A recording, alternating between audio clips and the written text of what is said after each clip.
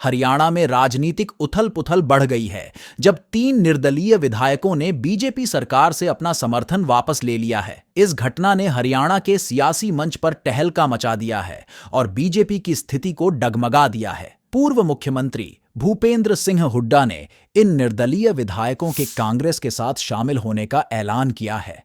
हुड्डा ने कहा कि विधानसभा में 90 सीटों वाली बीजेपी सरकार अब अल्पतम में आ गई है। हरियाणा में यह स्थिति सियासी मंच को गतिशील बना देगी और नए राजनीतिक खेल की शुरुआत को दर्शाएगी। लोकसभा चुनाव 2024 के दौरान राजनीतिक दलों में हलचल मची हुई है। पूर्व कांग्रेस नेता राधिका खेड़ा और अभिनेता शेखर सुमन ने बीजेपी का दामन थाम लिया है। दोनों ने दिल्ली स्थित बीजेपी मुख्यालय पहुंचकर बीजेपी के महासचिव विनोद तावड़े की मौजूदगी में पार्टी की सदस्यता ली। शेखर सुमन ने साल 2009 में बीजेपी उम्मीदवार शत्रुघ्न सिन्हा के खिलाफ कांग्रेस की तरफ से बिहार की पटना साहिब सीट से लोकसभा चुनाव लड़ा था। हालांकि वह चुनाव हार गए थे। चुनावी दंगल में बहुजन समाजवादी पार्टी बीएसपी की प्रमुख मायावती ने हाल ही में एक महत्वपूर्ण और चौंकाने वाला फैसला लिया है। उन्होंने अपने भतीजे आकाश आनंद को बीएसपी के राष्ट्रीय समन्वयक और अपने उत्तराधिकारी पद से हटा दिया है, जिसके बाद राजनीति गर्मा गई है। रिपोर्ट्स के मुताबिक आकाश पर भड़काऊ भाषण का आरोप है, जिसके बाद सुप्रीमो मायावती ने यह फैसला लिया। इससे पहले मायावती ने पिछली साल आकाश को अपना उत्तराधिकारी घोषित किया था। बॉलीवुड में अपनी अदाकारी से धमाल मचाने वाले अभिनेता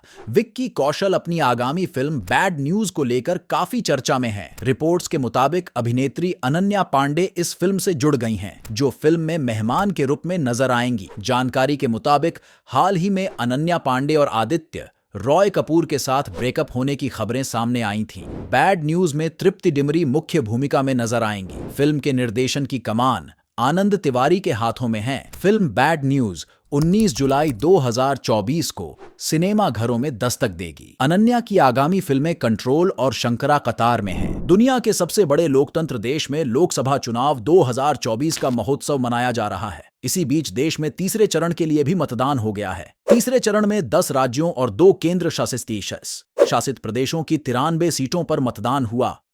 इस चरण में सबसे ज्यादा मतदान असम 74.86% और महाराष्ट्र में सबसे कम 53.40% मतदान हुआ है। इस तीसरे चरण में प्रधानमंत्री नरेंद्र मोदी समेत कई दिग्गज नेताओं ने मतदान किया। वहीं उत्तर प्रदेश में 57.34% मतदान हुआ। संभल में सर्वाधिक 62.81% और आगरा में सबसे कम 53.99% मतदान हुआ है। रिपोर्ट्स के मुताबिक इन सीटों पर साल 2019 मुकाबले करीब 2.5% मतदान कम हुआ है। कोरोना वैक्सीन के साइड इफेक्ट को लेकर दुनिया भर में चल रहे विवाद के बीच ब्रिटेन की फार्मा कंपनी एस्ट्राजेनेका ने दुनिया भर के बाजारों से कोरोना वैक्सीन वापस मंगवाने का ऐलान किया है। कंपनी ने कहा कि साइड इफेक्ट की वजह से नहीं, बल्कि व्यावसायिक कारणों के चलते वैक्सीन को वापस मंगा रही है। वैक्सीन को भारत में कोविशील्ड के नाम से जाना जाता है, जिसे सीरम इंस्टीट्यूट ऑफ इंडिया ने बनाया था, जिसको लेकर सुप्रीम कोर्ट में मामला चल रहा है। दिल्ली के मुख्यमंत्री अरविंद केजरीवाल के खिलाफ चल रहे